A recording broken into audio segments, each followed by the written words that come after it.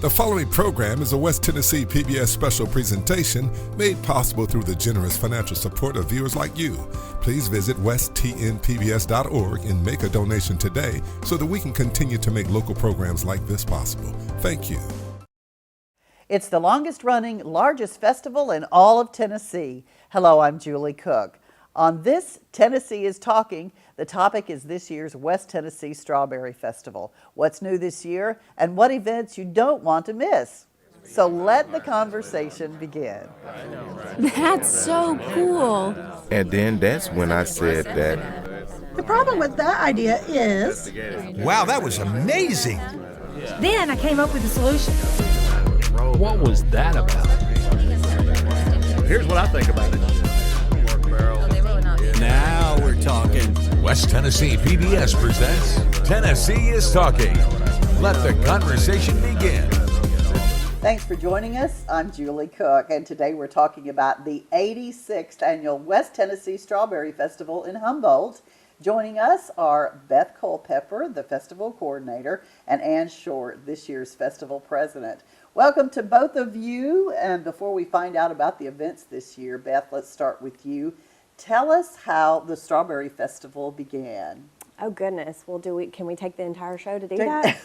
It's a long history, no doubt about that. So our very first festival happened in 1934, and of course the strawberry crop happened way before 1934. But in 1934, a group of businessmen got together, and they were looking for a way to spotlight this area and the production of strawberries that had so rapidly taken off here locally, just to try to bring awareness to the crop and new techniques of how to grow them better, ship them off better.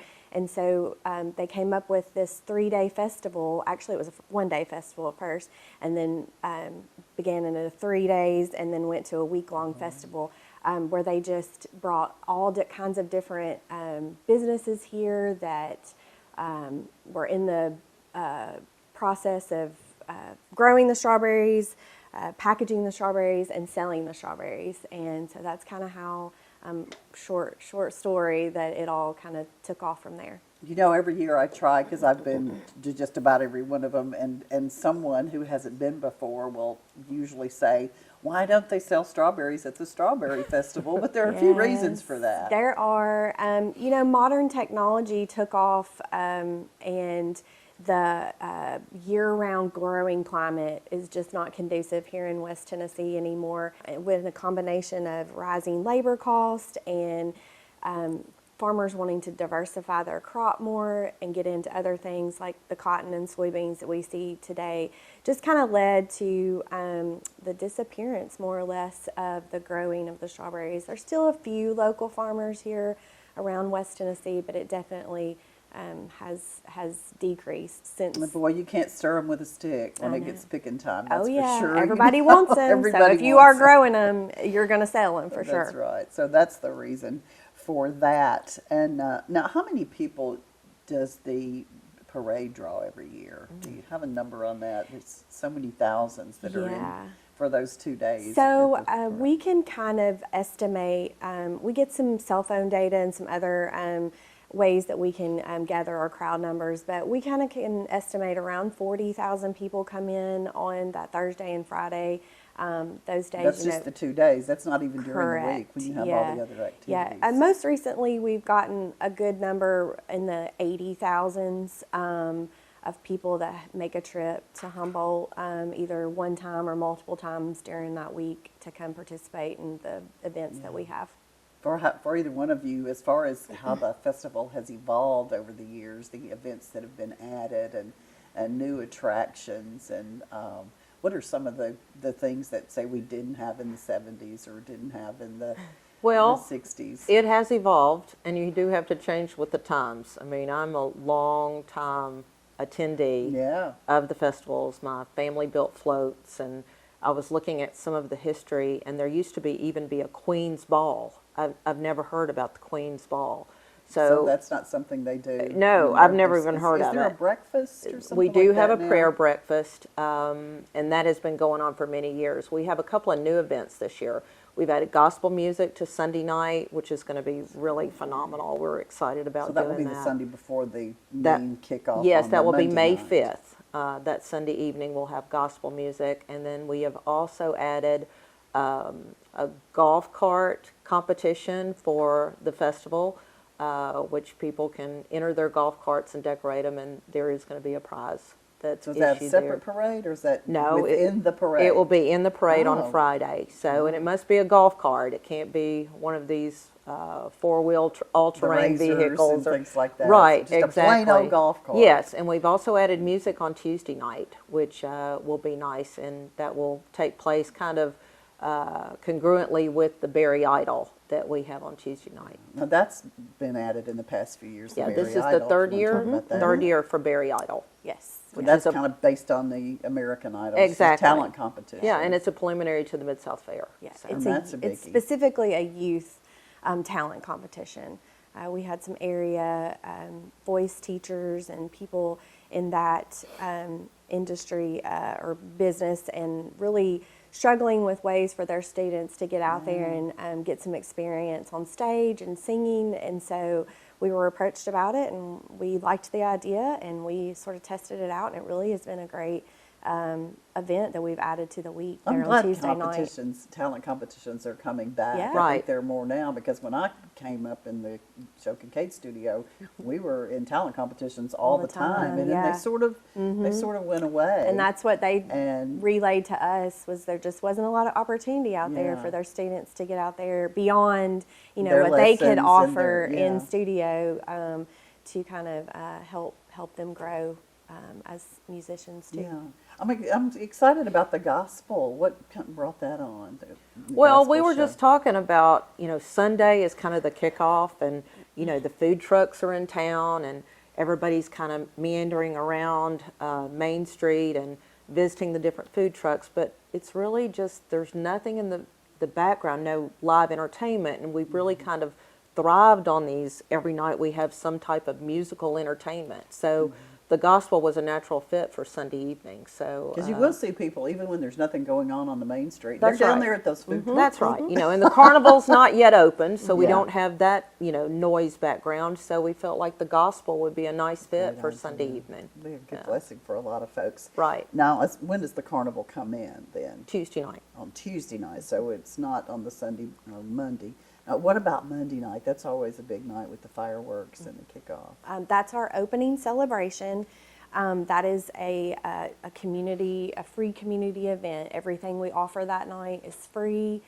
We do face painting and interactive games like bouncy houses, things like that. We have a huge fireworks show. And that's all over at the football field. Yes, at Up Barker at, Memorial Stadium, located at the high school. Again, it's free for anyone to come to. I would argue that we have one of the best fireworks shows around. Yeah.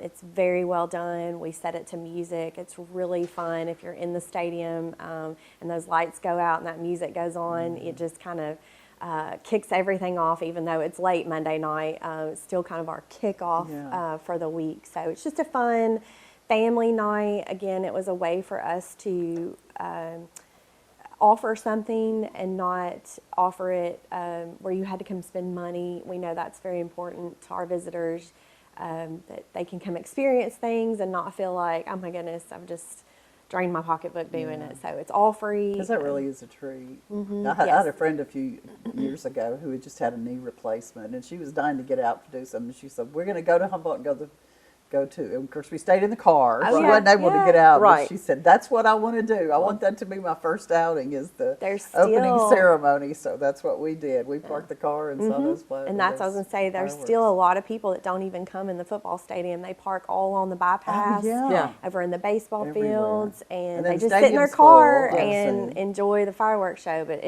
if you have the opportunity to come into the football stadium, it really is an experience. Well, to do because it the that way. music, you Yeah. can't hear the music on the bypass. Yes. Yeah, that's the bad thing. And then the but- berries there, we'll Oh, yeah, do Mr. photos Berry with the berry comes. for the kids, and You're talking about the mascot the berry mascot now. berry, yes. Mr. Berry, Now, does yeah. a particular person do that, or do they swap up, or? We do tend to swap him up. It's usually a surprise every year of who it ends up being. It's it's kind of become not a competition, but we Well, really have kinda. a lot of interest in people wanting to play the So Barry. you want to get chosen to be the So Barry. yeah, and we've made him more of a focal point of, he is our face of the festival, more or less, literally. So he's a big part of the week. He makes a lot of appearances.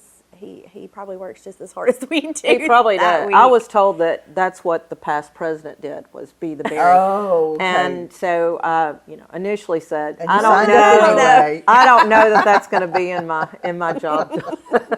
I don't know. Sometimes we get voluntold Right, that's to true. do things. Oh, I like that word. I like that. Yeah, Voluntold. get told. I like that. How do you, when you go to add an event, how do you decide what you're going to add new? Like when you were talking about adding a gospel show, what do you just recap every year and say, maybe we could try this or that? I think we really look at, the time, like when can we fit it in, what's going on that day, what the incoming president would kind of like to put in a place, like some type of spin they'd like to add to the festival, something that's important to them. Also, obviously, we listen to what our visitors like and what they're most interested in. That's kind of how the cornhole tournament came about. We started that. This will also be its third year, and it's really grown. Next thing you know, you'll have to add a pickleball tournament. 'Cause That's a good we idea. did discuss that briefly, but you It's can build only a add core, so yeah. much. Yeah. Time that's is. true. We have 30 Time already, and 30 space. plus events. Yeah. it's- time and space. But that's just kind of roughly, we talk about what would add the most benefit, the most positive outcome of adding an event. Putting time and energy into it. Is it worth it? Is that something our crowds would participate in? So we do a lot of talking. A lot of ideas get lot of thrown out talking. there, and kind of throw some darts on a board and see what sticks in the end. Of course, pageants. West Tennessee's pageant country, Yes. and there's big days for pageants. I guess there's one. Is there one just about every day or night? They start Thursday. On Thursday, Friday, and then Saturday, Saturday. with Yeah. all the different age groups, even Yeah. from the little babies. No, We don't do Or do you do little ours ones, or just start at age 6. 6? Is the youngest old. we go. Okay. I didn't know if Yeah. you still had the We little do toddlers. 2 Thursday, 2 Friday, and 2 Saturday. So we'll that's a crown lot. 6 girls who will represent us throughout the year at various events, going to other parades throughout West Tennessee, doing service projects and different things that we kind of plan for them during the year. But yes, the pageants are a huge part. They all have to participate in the parade, so that adds a little bit of spark to our parade, seeing all those girls come through and what their creativity is on their floats and bikes and things that they enter. Now, this is a Miss Tennessee volunteer preliminary, right? Or No, is it it's not. Okay. I We was kind of thinking they are had still in an amateur type setting. You do have to win a qualifying pageant to come to our pageant. So, Isn't there a hostess and then a territorial? Right. we have 2 What's the difference hostess. in that? There's 2 hostess pageants, junior hostess princess and hostess princess, and those are our local, like, to Humboldt Have girls. to be from Humboldt. Well, it's not Gibson Humboldt County? specifically. We've kind of widened that area just a little bit. Humboldt, Medina, Gadsden, Fruitland. Gibson. There's some specific zip codes that it encompasses. Live there. Yes. Correct. Yes. So we kind of expanded that area a little bit to kind of create some opportunities for some other girls to participate. But Because the there other were a few ones, years where the pageant scene was very thin. It was, Yes. And it's yeah. built back up again. Yes. Which is great to see. 'Cause it gives a lot of girls great I mean, opportunities. I can remember the days when territorial, and you probably do too, Julie, when there were 80, 90 girls in yeah. that particular pageant. And then it just went on then for you hours. do everything you could do to get 15 to That's come right. out. That's for a right. Period. So, yeah. So I'm glad to see that back on the upswing. A lot of great opportunities. We've got the pageants, the parades, 2 different parades still. Now, what's the one on Thursday? That's the junior parade, and it starts at 10 a.m. Both parades start at 10 a.m. The junior parade is, I think, still the longest parade that's hand-pulled. Non-motorized. Non-motorized, vehicles. yes. No Yes. motorized vehicles in the parade. So the floats must be hand-pulled. The participants must, ride a bike or walk or be a character. We have a lot of different characters that come. It's just considered the junior parade. We like to kind of focus, the kids. The marching bands will still be there, but they're usually junior high bands that comes that day. Now, some are in the larger parade too. Yes, absolutely. They can opt to do that. Yes. You can do both. But if you want to do both. Now, last year, Anne, you were the general chairman and you're the president this year. How does that work? Does that you just pass the baton down from year? You kind of have 1 year to practice, and then you get to head up the whole you thing. really do, and you need to have some type of involvement in the festival, really to qualify to take over the position. And even as deeply rooted as I've been with floats and the governor's lunch and everything, you have no idea how much work with Beth at the helm.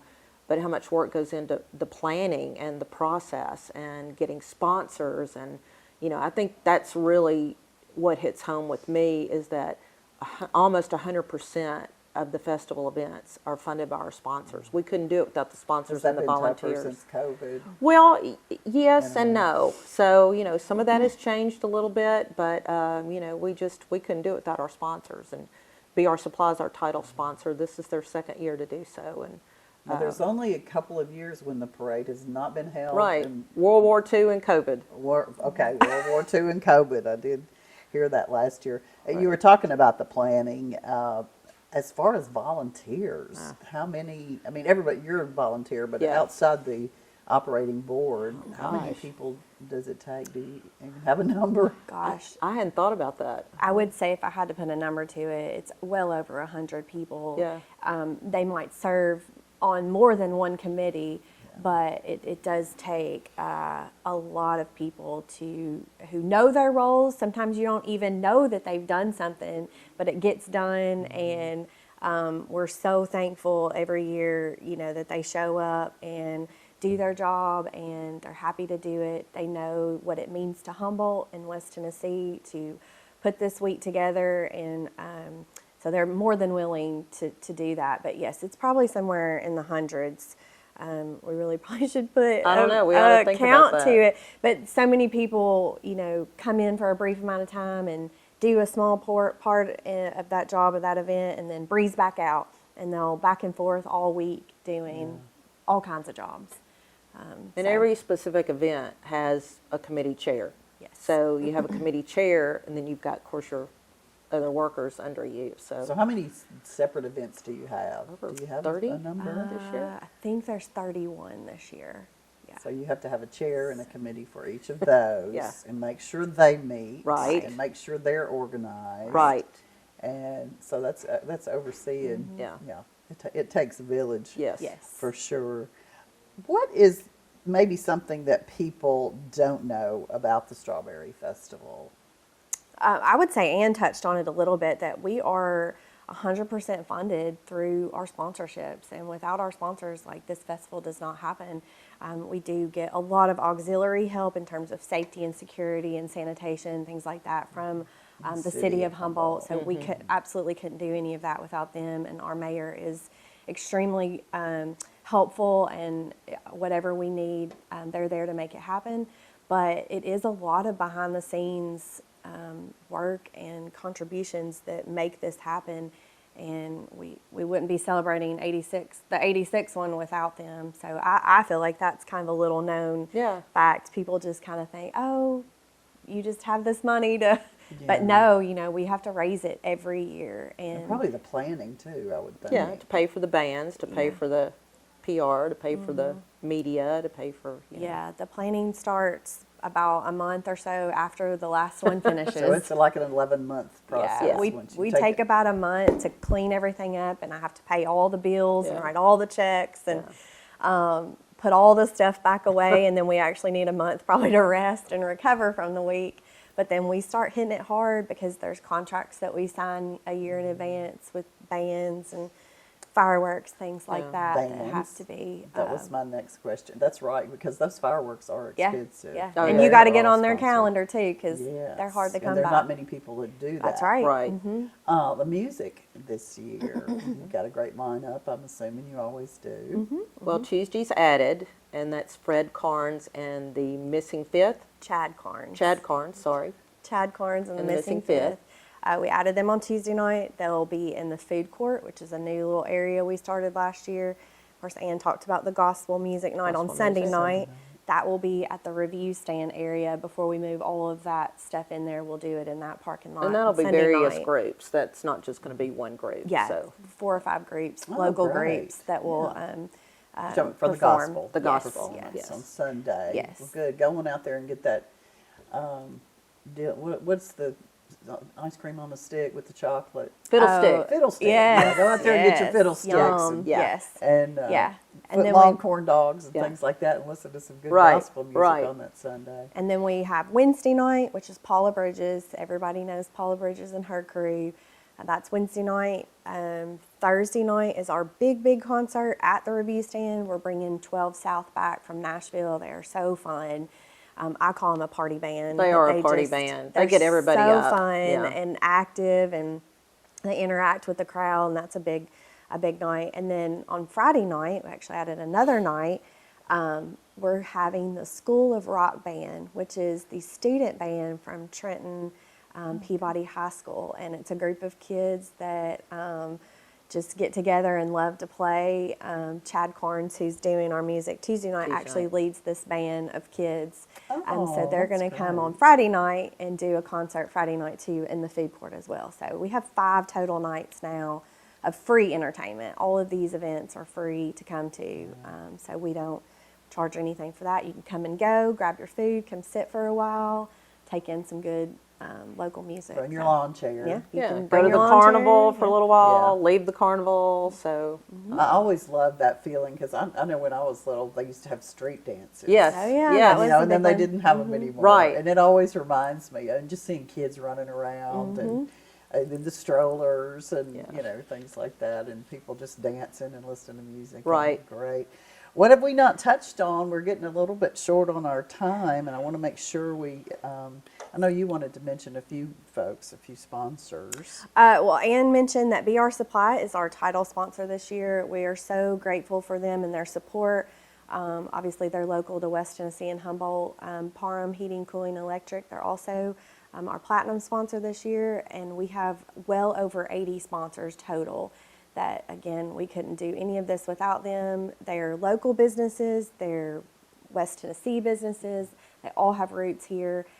They want to see West Tennessee thrive, and that's why they help us offer quality events for our visitors, most of them free of charge too. So they're just a few that I would like to thank. And then, of course, Yeah. all of our volunteers and people that work behind the scenes so hard to make everything happen. It's not just us. We all have a role, and we're all happy to do it. And many times more than one, I'm yes, we wear a lot of different hats. That's for What sure. about the app? that Oh, you can yeah. download? So we started an app 2 years ago. It's free to Apple and Android users. You can go on your app store and search West Tennessee Strawberry Festival. Our little berry man is kind of the icon for it, and that's a great way to find out any information. All of the events are located on there, the carnival times, where things are located. You can even buy merchandise on the app. So it's been a great little tool for us. We've got the weather on there, what the forecast would be for the day. So if you're trying to make decisions about what day you want to come, you can go there and just find it all out. Now, one thing we did mention is the chamber. Are you part of the chamber? So the festival is kind of housed under the Humboldt The Chamber of Humboldt Chamber Commerce. of Commerce. It's kind of I guess I would call it a subsidiary Right. of the chamber. We do operate on separate budgets, but we are housed underneath them. So it's kind of always been a chamber related event. And then Because the I was thinking I festival. saw a T-shirt last year, maybe. So y'all do sell merch. do. What kind of merchandise do you have? We usually always do shirts, different little things. We'll do a cup. Cups. We've done lots of different stuff. We give away a lot of stuff that week too. Mugs, bags and chapstick and hand sanitizer. We've done it all. Hats, yeah. Lots of hats. Yeah. So we all need our festival merch. We are out of time, ladies, and I thank you so much for being with us. Ann Short, who is the president of the 86th Annual Strawberry Festival, which will be with us very soon, and Beth Culpepper with the Chamber, who is the events coordinator. And I want to thank both of you for joining us. Looking so forward to another great West Tennessee Strawberry Festival. And thank you for joining us on Tennessee is Talking. Remember, you can stream today's program and all local Channel 11 programs on the PBS app, the West Tennessee PBS YouTube channel, and on westtnpbs.org. And you can keep the conversation going. Follow West Tennessee PBS on social media. We thank you for joining us today.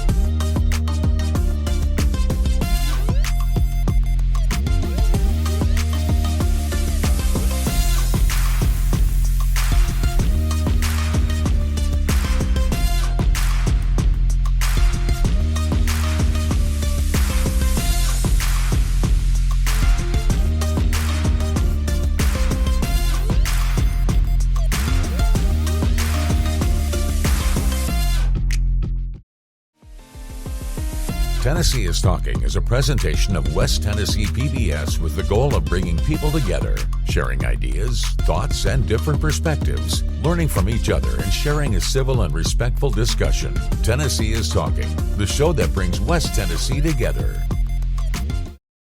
This program you've been watching was made possible through the generous financial support of West Tennessee PBS viewers like you. Please visit westtnpbs.org and make a donation today so that we can continue to make local programs like this possible. Thank you.